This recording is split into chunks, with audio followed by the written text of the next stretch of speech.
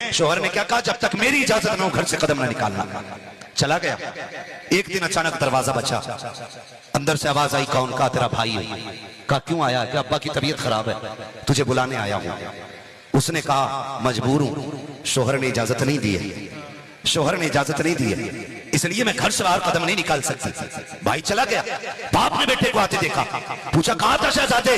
لے کے نہیں آیا بہن کو؟ کہا اس نے کہا کہ میرے شوہر کی اجازت نہیں ہے۔ وقت گزرتا گیا، طبیعت بگڑتی گئی، پھر طبیعت بہت زیادہ جب خراب ہوئی، اس نے کہا ایک بار اور چلا جا۔ پھر جب بیٹا آیا ہے نا دوبارہ سے، پھر دروازہ بجا، کون؟ کہا ابا کے آخری لمحات ہیں۔ کہا کیا کہہ رہے ہو؟ کہا اب سانسیں رکنے لگ گئی ہیں، اگر جیتے جی دیکھنا ہے تو ایک بار چل کے دیکھ لے۔ اس نے کہا میرے شوہر کی اجازت نہیں ہے، اگر شوہر کی اجازت ہوتی تو میں آ جاتی۔ اللہ اکبر۔ کسی نے کہا چل کے رسول اللہ سے اجازت لے لیں، وہ تو اجازت دے دیں گے۔ لوگ اکٹھے ہو کے حضور کی چوکھٹ پہ گئے، آقا ایسے ایسے معاملہ ہے، شوہر اجازت نہیں دے کے گیا ہے، اس لیے عورت گھر نہیں جا رہی ہے، آپ اجازت دے دیں۔ میرے نبی نے کہا اگر شوہر نے اجازت نہیں دی ہے تو عبداللہ کا بیٹا بھی اجازت نہیں دے گا۔ اللہ اکبر۔ نبی نے بھی اجازت نہیں دی، بیٹا پھر پلٹ گیا، کہا ابا تیری بیٹی نہیں آئی ہے۔ باپ روتے روتے دنیا سے چلا گیا۔ جب جنازہ تیار کیا گیا، لوگوں نے کہا او یار زندگی میں نہ سکی، آخر بیٹی تو بیٹی ہے، مرنے کے بعد کم سے کم باپ کا چہرہ دکھا دیا جائے، چلو اس کے دروازے پر جنازہ لے کے چلتے ہیں۔ دروازے کے باہر جنازہ آیا،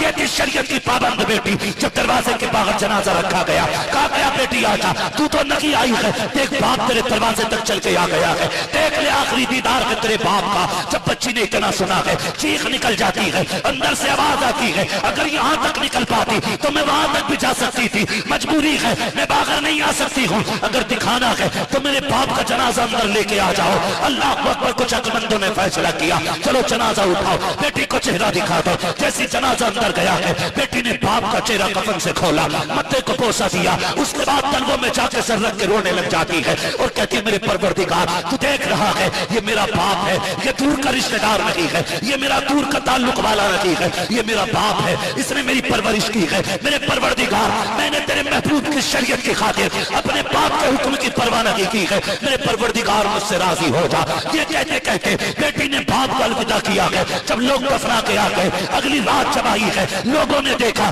کہ یہ شخص جسے کل دفنایا تھا آج جنت کی بہاروں میں ٹہل رہا ہے، جنت کی بہاروں میں گئے۔ کسی نے کہا یار بتا تو صحیح، اتنی جلدی تو جنت میں کیسے آ گیا؟ اس نے کہا عمل تو اچھی نہیں تھے، نیکیاں تو اتنی نہیں تھی، گناہ بہت زیادہ تھے۔ کہا پھر بخشا کیسے گیا؟ کہا مجھے اپنے عمل کا تو نہیں پتا، لیکن اتنا جانتا ہوں جب قبر میں پہنچا رب نے فیصلہ سنا دیا، فرشتوں اس کی بیٹی شریعت والی ہے، ہم نے اس کے صدقے میں اسے جنت والا بنا۔